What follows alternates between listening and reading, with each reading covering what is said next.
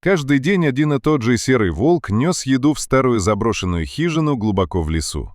Лесник заметил это случайно и сначала решил, что там его логово. Но что-то в поведении зверя было странным. Он шел осторожно, будто оберегая кого-то. Любопытство не давало леснику покоя, и однажды он решил проследить за волком. Он тихо подошел к хижине и заглянул внутрь.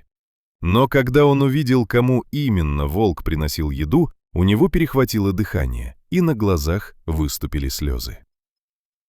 Вечерний лес медленно погружался в туман. Воздух пах хвоей, сырой землей и прелыми листьями. Лесник Сергей возвращался с обхода, когда вдруг услышал тихий треск ветки. Он остановился и прислушался.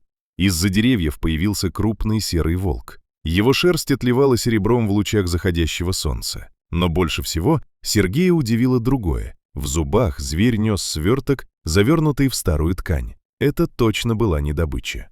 Волк двигался быстро, но осторожно, иногда останавливался и прислушивался к лесу. Казалось, он точно знал, куда идет.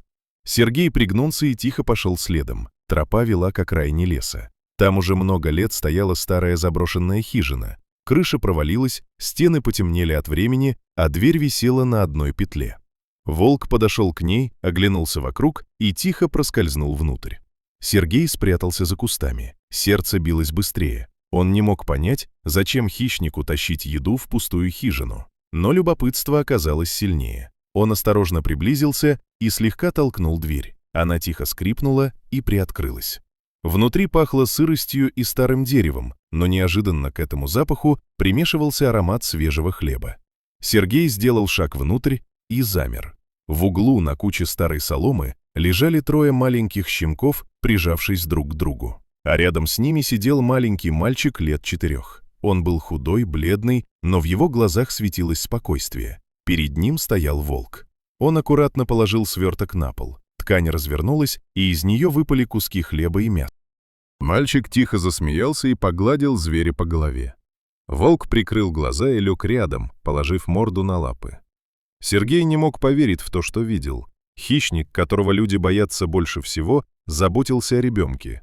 Здесь, в холодной заброшенной хижине, он стал для мальчика защитником и единственным, кто приносил ему еду. Лесник сделал еще один осторожный шаг. Пол под ногами скрипнул. Мальчик резко обернулся. В его глазах мелькнул испуг, и он крепче прижался к волку. Зверь поднял голову и внимательно посмотрел на Сергея. Но он не зарычал. Сергей медленно поднял руки, показывая, что не собирается причинять вред. «Не бойся», — тихо сказал он. Мальчик некоторое время смотрел на него, а потом тихо произнес: «Это мой друг, он меня спас». Эти слова заставили Сергея замереть. В хижине становилось темнее.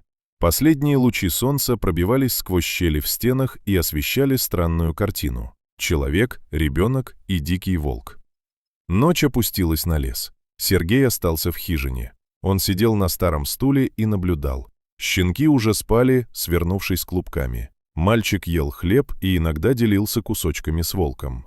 Зверь аккуратно брал еду и снова ложился рядом, словно охраняя ребенка.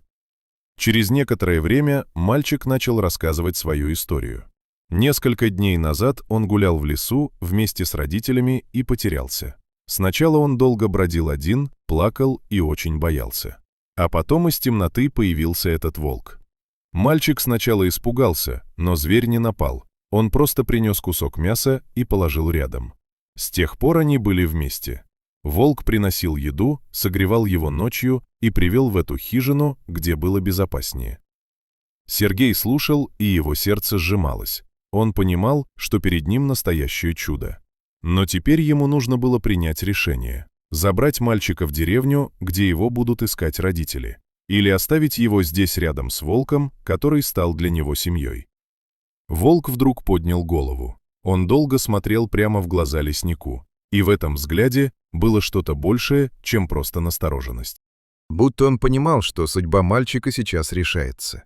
Сергей медленно вздохнул. Он понял одно: этот зверь не враг. Иногда даже дикая природа способна проявить больше человечности, чем люди.